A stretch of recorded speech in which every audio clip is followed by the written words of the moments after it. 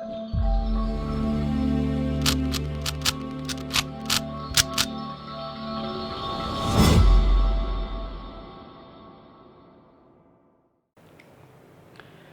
കുട്ടികളെ, ഇന്ന് നമ്മളിനി പഠിക്കാൻ പോകുന്നത് ലൈൻസ് ഓഫ് ഫോഴ്സ് ആണ്. നമുക്കറിയാം, കൂളംബ്സ് ലോയിൽ നമ്മൾ പഠിച്ചിട്ടുണ്ട്, രണ്ട് ചാർജസ് പരസ്പരം അകലത്തിരിക്കുമ്പോൾ ലൈക്ക് ചാർജസ് ആണെങ്കിൽ റിപ്പൽ ചെയ്യും, അൺലൈക്ക് ചാർജസ് ആണെങ്കിൽ അട്രാക്റ്റ് ചെയ്യും. പക്ഷേ ഈ ആക്ഷൻ എങ്ങനെ നടക്കും എന്നുള്ളത് നമുക്ക് ഇമാജിൻ ചെയ്യാനായിട്ട് ബുദ്ധിമുട്ടാണ്. ആദ്യമായിട്ട് മൈക്കൽ ഫാരഡെ ഇത് എങ്ങനെ നമുക്ക് വിഷ്വലൈസ് ചെയ്യാം എന്നുള്ള ഒരു സങ്കല്പം കൊണ്ടു. അതിനായിട്ട് അദ്ദേഹം ഇൻട്രൊഡ്യൂസ് ചെയ്ത ഒരു കോൺസെപ്റ്റാണ് ലൈൻ ഓഫ് ഫീൽഡ് എന്ന് പറയുന്നത്.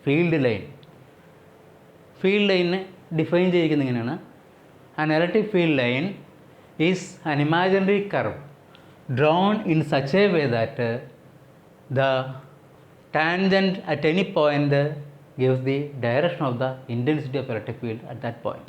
ഇപ്പോൾ ഇവിടെ നോക്കുക, it is an imaginary curve drawn in such a way that the tangent to the curve at any point gives the direction of the field at that point. ഇപ്പോൾ ഇവിടെ dot ഇട്ട് കാണിച്ചിരിക്കുന്നതാണ് ഒരു field line എന്ന് പറയുന്നത്. അപ്പോൾ അതിൽ P1 എന്ന പോയിന്റിൽ ഒരു ടാൻജൻറ്റ് വരയ്ക്കുകയാണെങ്കിൽ ആ ടാൻജൻ്റെ ദിശയിലായിരിക്കും അവിടുത്തെ ഇൻറ്റൻസിറ്റി ഓഫ് ഇലക്ട്രിക് ഫീൽഡായ E1 വെക്റ്റർ ആക്ട് ചെയ്യുന്നത്. അതുപോലെ തന്നെ മറ്റൊരു പോയിൻ്റ് P2 എടുക്കുകയാണെങ്കിൽ അവിടുത്തെ ടാൻജൻ്റെ ദിശയിലായിരിക്കും അവിടുത്തെ ഇൻറ്റൻസിറ്റി ഓഫ് ഇലക്ട്രിക് ഫീൽഡായ E2 വെക്റ്റർ എന്ന് പറയുന്നത്. So what is an electric field line?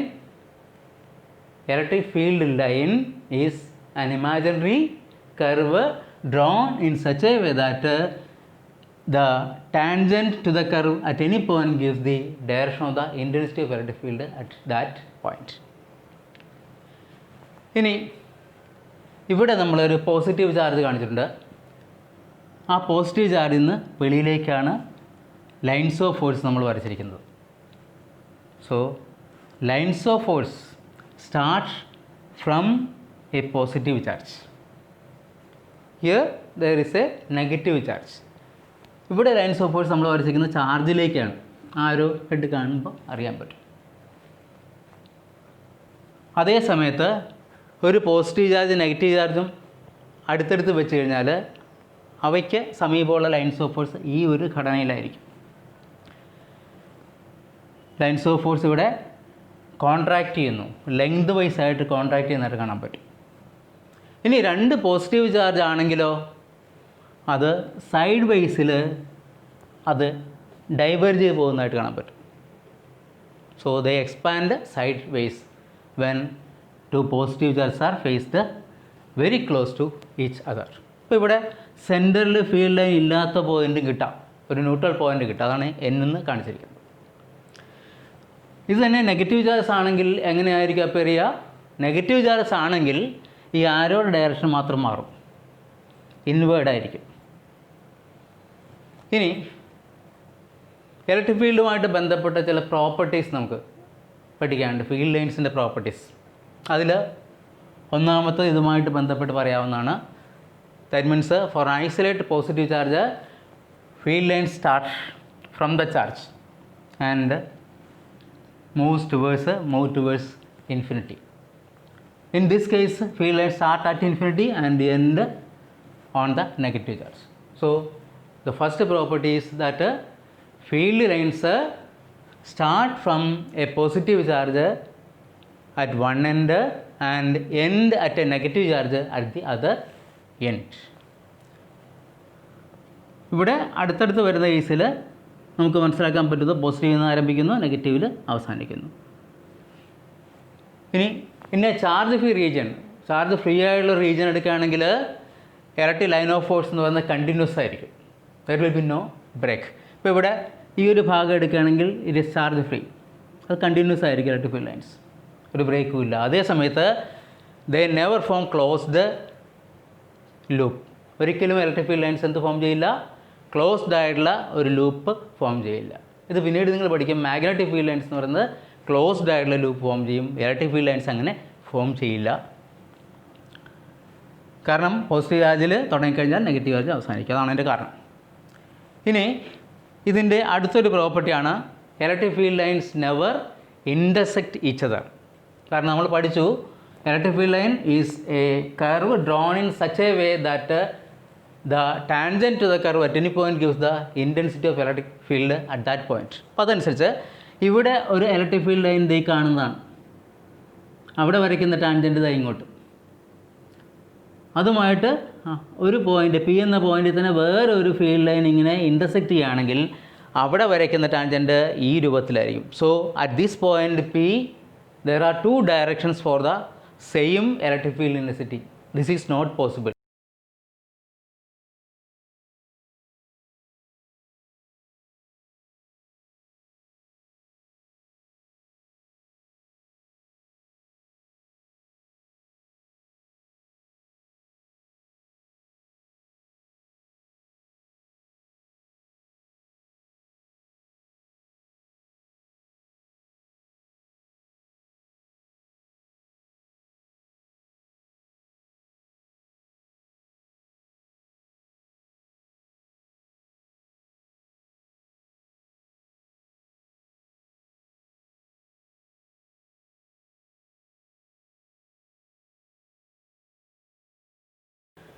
പ്രിയമുള്ള കുട്ടികളെ, ഇനി നമുക്ക് ഇലക്ട്രിക് ഫ്ലക്സ് എന്താണെന്ന് പഠിക്കാം. ഇലക്ട്രിക് ഫ്ലക്സ് പഠിച്ചു കഴിഞ്ഞാൽ നമുക്ക് ഗോസ്സ് തിയറം പഠിക്കാൻ പറ്റും. അതിനായിട്ട് നമ്മൾ ഒരു ചെറിയ ചിന്താ പദ്ധതി ഇവിടെ ആവിഷ്കരിക്കുകയാണ്. ഒരു പോയിൻ്റ് ചാർജ് ക്യൂ സ്പേസിൽ ഒരു സ്ഥലത്ത് ഇരിക്കുകയാണെന്ന് വിചാരിക്കുക. ഇതാണ് ആ പോയിൻ്റ് ചാർജ്. നമുക്കറിയാം സ്പേസിൽ ഒരു പോയിൻ്റ് ചാർജ് ചെയ്ത് കഴിഞ്ഞാൽ അതിൻ്റെ എല്ലാ ഡയറക്ഷനിലും റേഡിയലായിട്ട് ഫീൽഡ് ലൈൻസ് ഉണ്ടാവും. ആ ഫീൽഡ് ലൈൻസാണ് ഇവിടെ നമ്മൾ കാണിച്ചിരിക്കുന്നത്. ഇങ്ങനെ വരുന്ന ഫീൽഡ് ലൈൻസിൻ്റെ എണ്ണം അനന്തമാണ് ശരിക്കും പറഞ്ഞാൽ. കാരണം ഏത് പോയിൻറ്റിലൂടെയും നമുക്ക് ഫീൽഡ് ലൈൻ വരയ്ക്കാൻ പറ്റും. അതുകൊണ്ട് ഈ പോയിൻറ്റിൽ നിന്ന് നമുക്ക് infinite number of field lines വരയ്ക്കാൻ പറ്റും. എങ്കിലും ഈ ഇൻഫിനിറ്റി എന്ന് പറയുന്ന നമ്പർ കൊണ്ട് നമുക്ക് മെഷർമെൻറ്റിൽ ഒന്നും ചെയ്യാൻ പറ്റത്തില്ല. അതുകൊണ്ട് ഇവിടെ നമ്മൾ ചെയ്യുന്നത് ഇതിൽ നിന്ന് പുറത്തേക്ക് വരുന്ന number of field lines n ആണെന്ന് എടുക്കുകയാണ്. Capital N is the number of field lines coming out of the charge. അപ്പോൾ ഇങ്ങനെ വരുന്ന ഫീൽഡ് ലൈൻസ് പുറത്തേക്ക് പോകുന്നത് ഇത് കണ്ടെയ്ൻ ചെയ്യുന്ന ഏതൊരു ജോമെട്രിക്കൽ ഫിഗറിനും ഉള്ളിലൂടെ ക്രോസ് ചെയ്തിട്ടായിരിക്കും. ഇപ്പോൾ ഇവിടെ നമ്മൾ ഇമാജിൻ ചെയ്യുന്നത് ഒരു സ്ഫെറിക്കലായിട്ടുള്ള ഒരു സർഫസ് അത് ഇമാജിൻ ചെയ്യുന്നു. അതിൻ്റെ സെൻറ്ററിലാണ് ക്യൂ ഇരിക്കുന്നതെന്ന് വിചാരിക്കാം. അങ്ങനെയാണെങ്കിൽ n ലൈൻസ് ഓഫ് ഫോഴ്സ് ഇവിടുന്ന് ഇജക്റ്റ് ചെയ്യപ്പെട്ട് കഴിഞ്ഞാൽ ആ n എണ്ണം ഇത് കടന്നും പോകും. So number of lines of force passing normally through the surface will be capital N itself. ഇനി അങ്ങനെയാണെങ്കിൽ യൂണിറ്റ് ഏരിയയിലൂടെ കടന്നു പോകുന്ന ലൈൻസ് ഓഫ് ഫോഴ്സിൻ്റെ എണ്ണം നമുക്ക് കണ്ടുപിടിക്കാൻ പറ്റും. It is n divided by surface area of the sphere. That means n by 4 pi r square. This is the number of lines of force passing normally through unit area of this spherical surface. അങ്ങനെയാണെങ്കിൽ ഈ spherical സർഫസിൽ നമ്മൾ ചെറിയൊരു area എടുക്കുന്നു. This is the area delta S. Delta S is the area. ആ delta S എന്ന് പറയുന്ന ഏരിയയിലൂടെ നോർമലായിട്ട് കടന്നു പോകുന്ന ലൈൻസ് ഓഫ് ഫോഴ്സിൻ്റെ എണ്ണത്തെ നമുക്ക് ഇലക്ട്രിക് ഫ്ലക്സ് എന്ന് വിളിക്കാം. So it is denoted by delta phi. Delta phi is the value of the electric flux through the small elementary area. Phi is the notation for flux. So this is equal to n by 4 pi epsilons 4 pi r square. N by 4 pi r square into delta s. This is the total number of lines of force or electric flux passing normally through this elementary area delta s. So what is the number of flux lines or number of field lines passing normally through unit area? It will be given by delta phi by delta s equals n by 4 pi r square. നമുക്കറിയാം ഈ ചാർജിൻ്റെ തൊട്ടടുത്തായിരിക്കും ഏറ്റവും കൂടുതൽ field ഉണ്ടായിരിക്കുക. അകന്ന് പോകുന്നതോറും ഫീൽഡിൻ്റെ value കുറേ നമുക്കറിയാം. ഇവിടെ നോക്കിക്കഴിഞ്ഞാൽ ലൈൻസ് ഓഫ് ഫോഴ്സിൻ്റെ എണ്ണം ഇപ്പോൾ ഈ ഏരിയ തന്നെ ഇങ്ങോട്ട് മൂവ് ചെയ്യുകയാണെങ്കിൽ അതിലൂടെ കടന്നു പോകുന്ന ലൈൻസ് ഓഫ് ഫോഴ്സിൻ്റെ എണ്ണം ഈ ഭാഗത്തായിരുന്നു ഏരിയ എങ്കിൽ കൂടുതലായിരിക്കും, ഇവിടെ ആകുമ്പോൾ അത് കുറവാണ്. അപ്പോൾ അതുകൊണ്ട് ലൈൻസ് ഓഫ് ഫോഴ്സിൻ്റെ എണ്ണം എന്ന് പറയുന്നത് ഫീൽഡിൻ്റെ സ്ട്രെങ്തിനെ റെപ്രസെൻ്റ് ചെയ്യാൻ സാധ്യതയുണ്ട്. അതിനാൽ delta phi by delta S എന്ന് പറയുന്നത് ഇലക്ട്രിക് ഫീൽഡിന് പ്രൊപ്പോർഷൻ ആണെന്ന് പറയാം. ഇനി ആ പ്രൊപ്പോർഷണാലിറ്റി കോൺസ്റ്റൻറ്റ് 1 ആകുന്ന രീതി വേണമെങ്കിൽ നമുക്ക് അസ്യൂം ചെയ്യാൻ പറ്റും. അങ്ങനെ അസ്യൂം ചെയ്യുകയാണെങ്കിൽ നമ്മൾ this is equal to E the electric field due to the point charge എന്നുള്ള രീതിയിൽ നമ്മൾ അസ്യൂം ചെയ്യുകയാണെങ്കിൽ ഇത് നമുക്ക് എങ്ങനെ എഴുതാൻ പറ്റും? നമുക്കറിയാം ഒരു പോയിൻ്റ് ചാർജിൻ്റെ ചുറ്റുമുള്ള ഇലക്ട്രിക് ഫീൽഡിൻ്റെ വാല്യൂ ഇങ്ങനെ കണ്ടുപിടിക്കാൻ പറ്റും. അതായത് 1/4πε0 into Q divided by r² എന്നുള്ളതാണ് ഫീൽഡിൻ്റെ value. Q divided by r². ഇതാണ് intensity of electric field at this point. Delta S ഇരിക്കുന്ന പോയിൻറ്റിലെ ഇൻറ്റൻസിറ്റി ഓഫ് ഇലക്ട്രിക് ഫീൽഡ് ഇതാണ്. അതും ഈ electric flux density delta phi by delta S means electric flux per unit area, അത് രണ്ടും equal ആകുന്ന രീതിയിലാണ് നമ്മൾ ഇതിൽ നിന്ന് വരുന്ന number of lines of force എടുക്കുന്നതെങ്കിൽ ഈ രീതിയിലുള്ള റിലേഷൻ നമുക്ക് എഴുതാൻ പറ്റും. അങ്ങനെ വന്നു കഴിഞ്ഞാൽ ഇവിടെ നമുക്കറിയാം 1/4πr² രണ്ട് ഭാഗത്തുകൊണ്ട് ക്യാൻസൽ ചെയ്യുകയാണെങ്കിൽ എന്നിൻ്റെ വാല്യൂ നമുക്ക് കിട്ടും. Then n is equal to എന്താണ്? Q ഡിവൈഡഡ് ബൈ ε0 എന്ന് പറഞ്ഞാൽ നമ്മളിവിടെ ചിന്താപരമായിട്ട് ചെയ്ത ഈ ഒരു പരീക്ഷണം എന്ന് പറഞ്ഞാൽ ഇതിൽ നിന്ന് വരുന്ന number of lines of force n എന്ന് നമ്മൾ അസ്യൂം ചെയ്തു. അത് വെച്ചുകൊണ്ട് flux passing through unit area കണ്ടുപിടിച്ചു. അത് ഫീൽഡിന് ഈക്വൽ ആകാനുള്ള കണ്ടീഷൻ അപ്ലൈ ചെയ്തപ്പോൾ നമുക്ക് കിട്ടിയ കണ്ടീഷൻ എന്താണ്? n is equal to Q/ε0. അതിൻ്റെ അർത്ഥം എന്താണ്? എന്നിൻ്റെ വാല്യൂ Q/ε0 എന്ന് എടുക്കുകയാണെങ്കിൽ എന്ന് പറഞ്ഞാൽ Q എന്ന ചാർജിൽ നിന്ന് വരുന്ന total number of lines of force Q/ε0 എന്ന് എടുക്കുകയാണെങ്കിൽ നമുക്ക് ഡെൽറ്റ ഫൈ ബൈ ഡെൽറ്റ എസിനെ എന്തിനായിട്ട് യൂസ് ചെയ്യാൻ പറ്റും? ഇലക്ട്രിക് ഫ്ലക്സ് ഡെൻസിറ്റി ആയിട്ട് ഉപയോഗിക്കാൻ പറ്റും. അത് ഫീൽഡായിട്ട് യൂസ് ചെയ്യാൻ പറ്റും. So we get the relation electric flux density delta phi by delta S equals E the intensity of electric field at this point. ആ രീതിയിൽ നമുക്ക് ഫ്ലക്സ് ഡെൻസിറ്റിയെ ഇൻറ്റൻസിറ്റി ഓഫ് ഇലക്ട്രിക് ഫീൽഡുമായിട്ട് ഇക്വേറ്റ് ചെയ്യാം. ഇനി നമ്മൾ ഫ്ലക്സിൻ്റെ ജനറലായിട്ട് ഡെഫിനിഷൻ കൊണ്ടുവരികയാണ്. നമ്മൾ flux electric flux through an area എന്ന് പറഞ്ഞാൽ it is a total number of lines of force passing normally through the area. ഇപ്പോൾ ഇവിടെ ഈ ഫിഗറിൽ റെക്ടാങ്കുലറുള്ള ഏരിയ ഉണ്ട്. It is held perpendicular to the direction of field. ഫീൽഡിന് ലംബമായിട്ട് വയ്ക്കാൻ. അങ്ങനെ ലംബമായിട്ട് വയ്ക്കുമ്പോൾ ഈ ഏരിയയിലൂടെ കടന്നു പോകുന്ന ഫ്ലക്സിൻ്റെ വാല്യൂ നമുക്ക് കണ്ടുപിടിക്കാൻ പറ്റും. എന്തായിരിക്കും ആ ഫ്ലക്സിൻ്റെ വാല്യൂ? ആ ഫ്ലക്സിൻ്റെ വാല്യൂ എന്ന് പറയുന്നത് it is delta phi equals E എന്താണ്? E is the flux passing through unit area. So delta S എന്ന ഏരിയയിലൂടെ കടന്നു പോകുന്ന ഫ്ലക്സ് എന്ന് പറഞ്ഞാൽ ഇ ഇൻറ്റു ഡെൽറ്റ എസ് ആയിരിക്കും. That means delta phi equals E into delta S. ഈ figure അനുസരിച്ച് പറയാം. ഇതിൽ ഡയറക്ഷൻ രണ്ടാമത്തെ പേര് കാണിച്ചിട്ടുണ്ട്. ഈ റെപ്രസെൻ്റ് ചെയ്യുന്നത് ഏരിയയാണ്. അതിന് ലംബമായിട്ട് ഏരിയ വെക്ടർ കാണിച്ചിട്ടുണ്ട് ഇവിടെ. എന്താണ് ഏരിയ വെക്ടർ എന്ന് പറഞ്ഞാൽ? Area vector is a vector perpendicular to the area having magnitude equal to area. അത് നോർമലായിട്ട് ആക്ട് ചെയ്യുന്നു. അത് രണ്ടും പാരലാകുമ്പോൾ നമുക്ക് ഇ ഇൻറ്റു ഡെൽറ്റ എസ് എന്ന രൂപത്തിൽ ഫ്ലക്സ് കണ്ടുപിടിക്കാൻ പറ്റും. ഇത് ചരിഞ്ഞ് വരികയാണെങ്കിൽ ഇതുപോലെ ആ ഏരിയ ഫീൽഡുമായിട്ട് തീറ്റ എന്ന് പറയുന്ന ആംഗിൾ ഉണ്ടാക്കുന്ന രീതിയിൽ ചരിഞ്ഞാണ് ഇരിക്കുന്നതെങ്കിൽ flux passing to the area എന്ന് പറയുന്നത് ഇതിൻ്റെ effective area perpendicular to E, അത് ഡെൽറ്റ എസ് കോസ് തീറ്റ എന്ന് പറയുന്നതാണ് ഇതിൻ്റെ effective area perpendicular to the field lines. അത് വെക്ടറിൻ്റെ രൂപത്തിൽ പറയുകയാണെങ്കിൽ ഈ വെക്ടറിൻ്റെ കമ്പൗണ്ടാണ്. ഡെൽറ്റ എസ് വെക്ടർ നോർമലായിട്ട് ആക്ട് ചെയ്യുന്നു.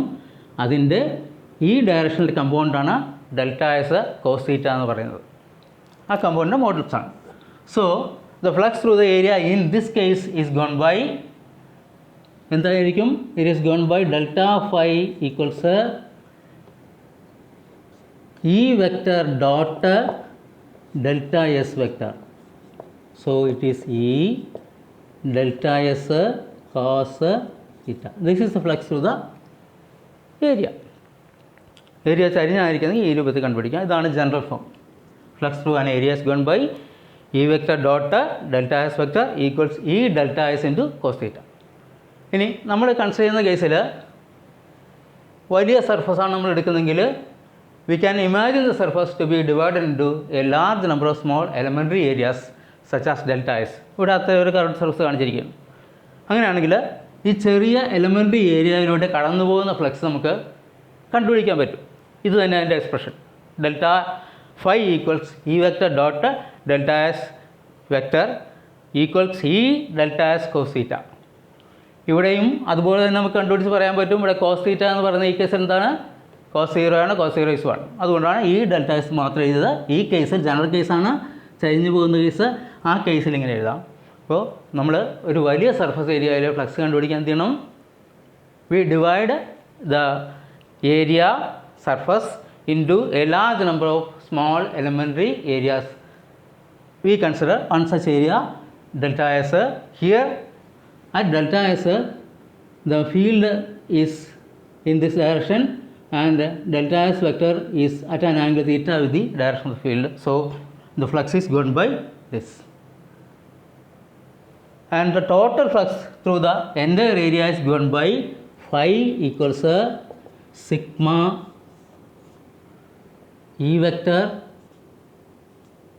vector dot delta s vector. Then the summation is done for all delta s.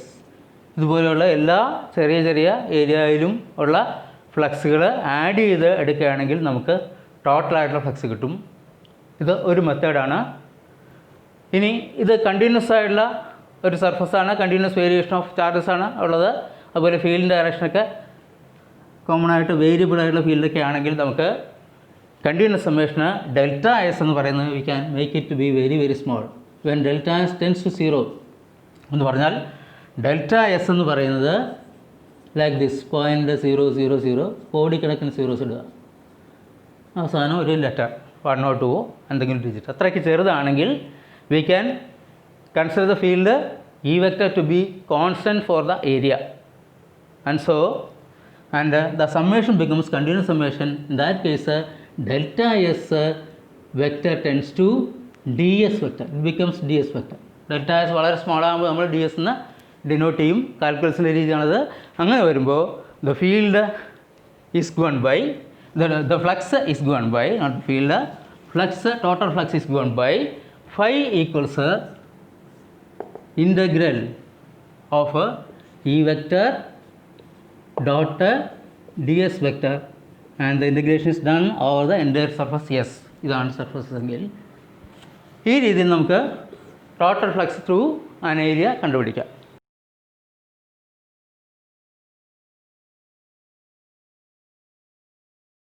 നമുക്ക് ഗാസസ് ലോ പഠിക്കാം.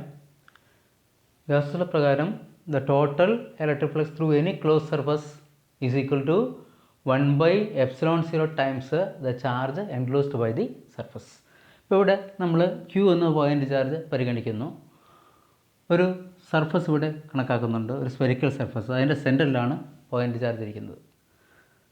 ഈ സർഫസിലെ ടോട്ടൽ ഇലക്ട്രിക് ഫ്ലക്സ് നമ്മൾ കണ്ടുപിടിക്കാൻ പോകുന്നു. അതിനായിട്ട് we divide the surface into a large number of small elementary areas. D S is one such area. D S എന്ന് പറയുന്നത് ചെറിയ ഏരിയ എടുത്തിരിക്കുകയാണ്. ഈ ഏരിയയെ നമുക്ക് ഒരു ഏരിയ വെക്ടറായിട്ട് റെപ്രസെൻ്റ് ചെയ്യുകയാണെങ്കിൽ റേഡിയലി ഔട്ട്വേർഡ് ആയിട്ടുള്ള ഡി എസ് വെക്ടർ കൊണ്ട് സൂചിപ്പിക്കാം. അതേ ഡയറക്ഷൻ തന്നെയാണ് ഇൻറ്റൻസിറ്റി ഓഫ് ഇലക്ട്രിക് ഫീൽഡ് ഈ വെക്ടർ ഇരിക്കുന്നത്. ഇനി ഈ ചെറിയ ഏരിയയിലൂടെയുള്ള ഫ്ലക്സ് എന്ന് പറയുന്നത് നമുക്ക് ഡി ഫൈ എന്ന് ഡിനോട്ട് ചെയ്യാം. D phi it is equal to E vector dot d S vector equals E into d S into cos 0.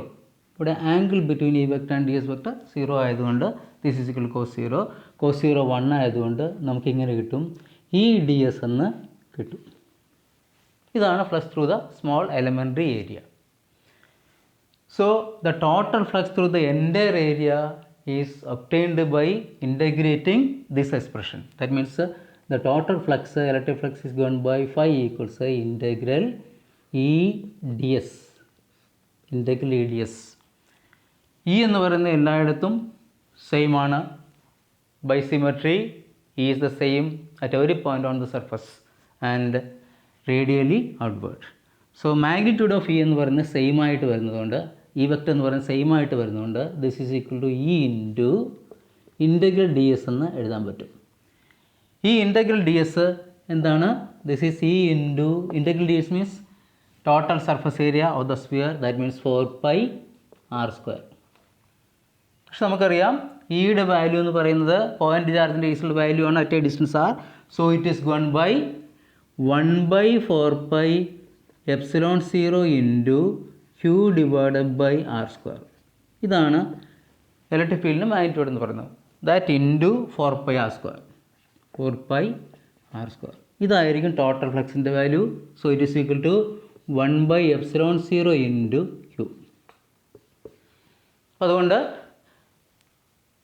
ഒരു ക്ലോസ് സർഫസിലൂടെ പുറത്തേക്ക് പോകുന്ന മൊത്തം ഫ്ലക്സിൻ്റെ വാല്യൂ എന്ന് പറയുന്നത് it is equal to 1/ε0 times the charge enclosed by the surface. Okay.